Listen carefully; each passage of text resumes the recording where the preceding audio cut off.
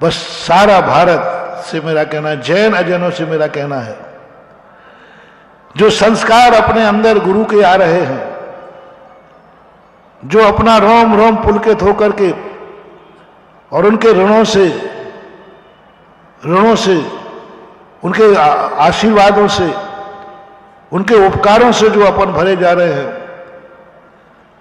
इन सबको कहीं ये उपकार एक दिन का रूप लेकर न समाप्त हो जाए, 2 दिन का रूप लेकर न समाप्त हो जाए। ये विनयांजलि, ये श्रद्धांजलि मात्र एक दिन मनाकर खत्म नहीं हो जाए। आज प्रधानमंत्री से भी मेरा कहना है, नरेंद्र मोदी से, संसद से कहना है, विधानसभाओं से कहना है, भारत के विधायक सांसदों से कहना है, पूरे भारत की जनता जनार्दन से कहना है, जैनियों से कहना है, साधु संतों से कहना है, आचार्य श्री के इन उपकारों को संस्कृति में बदल दो और भारत रत्न की उपाधि से विभूषित कर दो।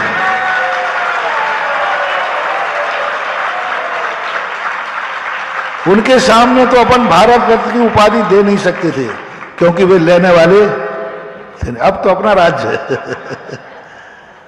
मात घोषणा करना है, उपाधि देना दोगे, ना कोई सर्टिफिकेट चाहिए ना कुछ चाहिए।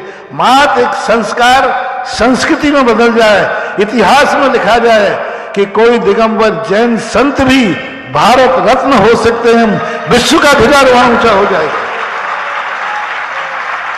भारत रत्न वो बनते हैं जो पहले गृहस्थ होते थे। सारी दुनिया में कोई भी अपना देश का रत्न बनाया, वो या तो नेता था या समाज सेवी था, एक संसारी ग्रस्त था। लेकिन विश्व का यह पहला इतिहास होगा कि भारत देश वो देश है जहां भारत रत्न संत भी होते हैं। भारत की संस्कृति अध्यात्म संस्कृति है, भारत की संस्कृति आध्यात्मिक संस्कृति है। वह नास्त्रोदमस की भविष्यवाणी सार्थक करें कि भारत देश मात्र जनता का देश नहीं है, भारत देश मात्र राजनीति का देश नहीं है, भारत देश मात्र रोटी कपड़ा मकान का देश नहीं है, भारत देश मात्र धन शस्त्र का ही देश नहीं है, भारत देश संतों का देश है, जहां संत भी रत्न के रूप में सरकार मानती है। हमारी दृष्टि में तो वे रत्न ही से भी अनमोल रत्नत्रयधारी थे। वो अपने आप में तो रत्नत्रयधारी थे, वो तो सब चीजें ठीक है। लेकिन राष्ट्र की दृष्टि में यदि एक संत को भारत रत्न का रूप मिलता है तो भारत का मस्तक सारे विश्व में सर्वोच्च स्थान प्राप्त करेगा। और आगे आने वाली संस्कृति कहेगी कि भारत देश धर्मनिरपेक्ष होकर के भी साधु संतों का और समाज का एक बहुत बड़ा स्थान है। समाज और राष्ट्र तो सारे भारत में है, लेकिन समाज, राष्ट्र और संत मात्र भारत में है। और वो भी ऐसे संत जिन्होंने राष्ट्र के लिए, समाज के लिए, धर्म के लिए, सबके लिए कुछ ना कुछ किया है। सब तरफ से कसौटी में उतरते। और जब तुम भारत रत्न की उपाधि से बात करोगे तो पर मैं विश्व को भी संदेशा देना चाहता हूं कि तुलना कर लो, अभी तक जितने तुमने नोबेल पुरस्कार दिए हो उन सब में फर्स्ट नोबेल पुरस्कार मिलने लायक है तो आचार्य विद्यासागर महाराज की विचारधारा और आचारधारा। सबने कोई एक काम किया है, कोई एक दिशा अपनाई है, जो जिस दिशा में गया उसी दिशा में काम किया। लेकिन हमारे अपूज्य गुरुदेव ने चारों दिशाओं में नहीं, 10 दिशाओं में काम किया है। नीचे भी, ऊपर भी, आजू भी, बाजू भी, सब 10 दिशाओं में काम किया। अभी तक नोबेल पुरस्कार जितने अंतरराष्ट्र से मिलता है उनकी तुलना करिए निष्पक्ष होकर के। और हमारे आचार्य श्री की विचारधारा, हमारे आचार्य की आचार संहिता नहीं कह रहा हूं, आचार संहिता तो ठीक है, हम जैनियों के लिए तुम कहकर टाल दोगे कि उनकी चर्या, उनका आचरण ऐसा था। हम आचार्य श्री की विचारधारा पर जाते हैं। आज आचार्य श्री की विचारधारा देखोगे तो विश्व में ऐसा कोई दूसरा व्यक्ति नहीं हुआ जो हमारे पूज्य आचार्य महाराज की विचारधारा की बराबरी कर सके। सारे आचार्यों की विचारधारा आप जितने लोग हुए हैं नोबेल पुरस्कार में, उनकी विचारधारा की तुलना करके देख लीजिए, सर्वश्रेष्ठ नोबेल पुरस्कार के अधिकारी हैं आचार्य विद्यासागर महाराज। वो इसके मोहताज नहीं थे। मैं ये मत समझना कि हम आचार्य श्री को नोबेल पुरस्कार भारत रत्न की उपाधि से तोल रहा हूं, नहीं, वो तो इससे भी बहुत ऊंचे थे। उन्हें तो साक्षात मोक्ष रूपी त्रिलोकी नाथ उनको उपाधि दे रहा है। वो तो त्रिलोकी नाथ बनने वाले हैं। अभी जगत पूज्य थे, अब आगे वो त्रिलोकी नाथ बनेंगे और आगे जाकर वो ऐसे त्रिलोकी नाथ बनेंगे कि उनका भी जन्म होगा और इंद्राणी ऐसे ही उनको लेके नाचेगी, ना दूंगी मैं, ना दूंगी मैं, ना दूंगी, ऐसे होगा।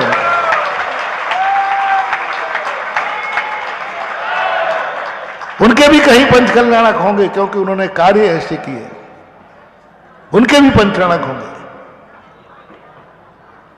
और ऐसी स्थिति को लेकर, लेकिन मैं इन उपहार पुरस्कारों से आचार्य श्री को या रत्नत्रय को तोल नहीं रहा हूं, वो तो सब बहुत ऊंचा है।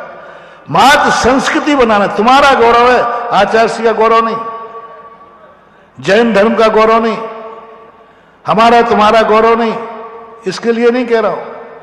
मात्र राष्ट्र का गौरव बढ़ेगा इससे, और मुल्क यदि देता है तो सारे मुल्क का गौरव बढ़ेगा।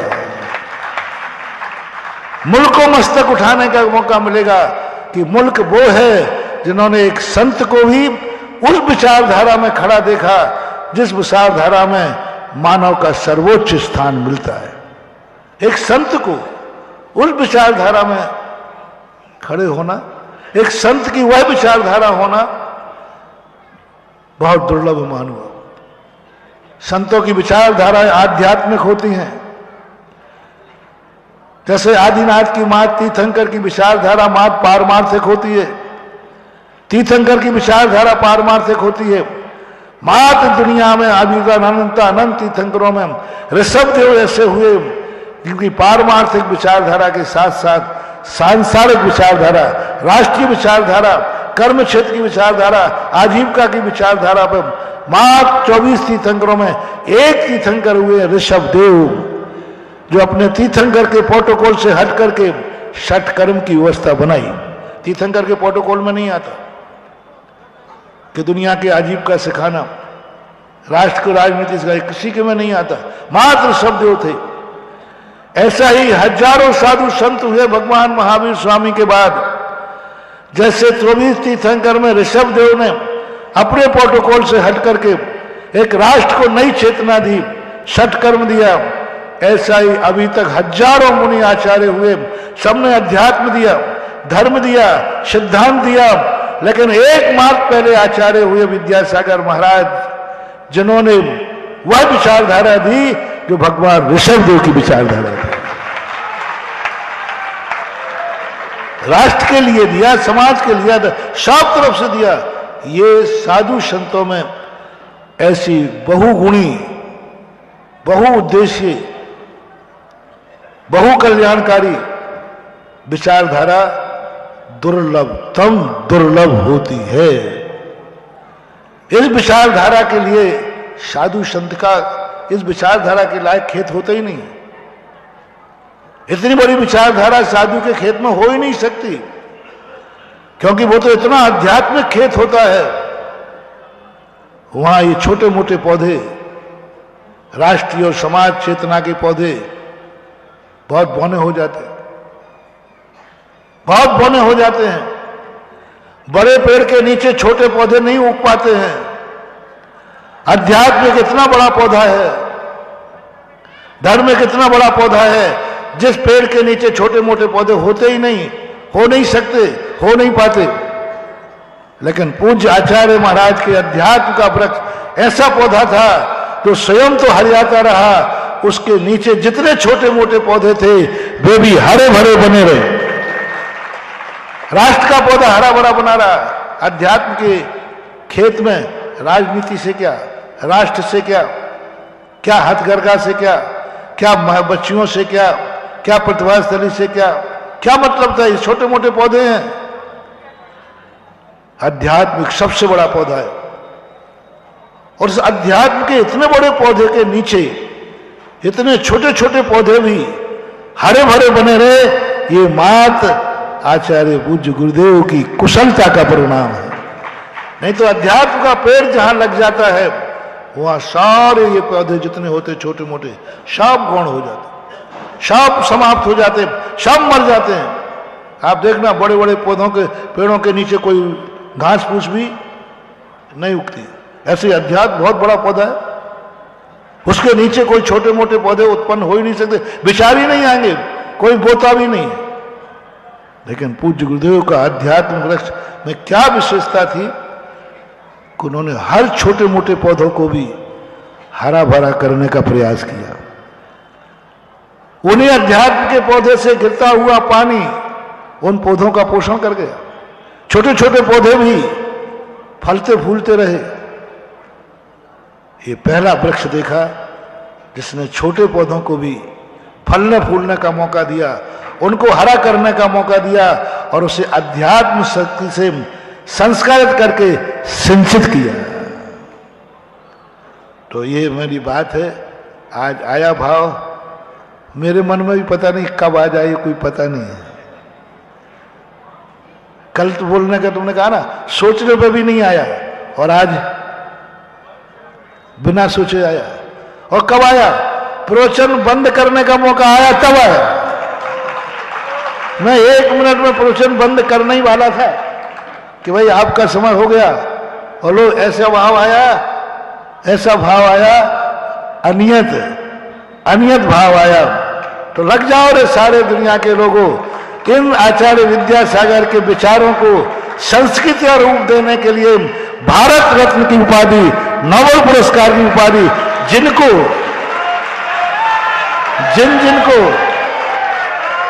जिन के पास, जिन के ऊपर यह वैचारिक क्रांति का असर हो रहा हो, वे जुट जाए अपने इन विचारों को संस्कृति का रूप देने के लिए। मैंने पहले कह दिया, इनका मूल्यांकन नहीं कर रहा हूं।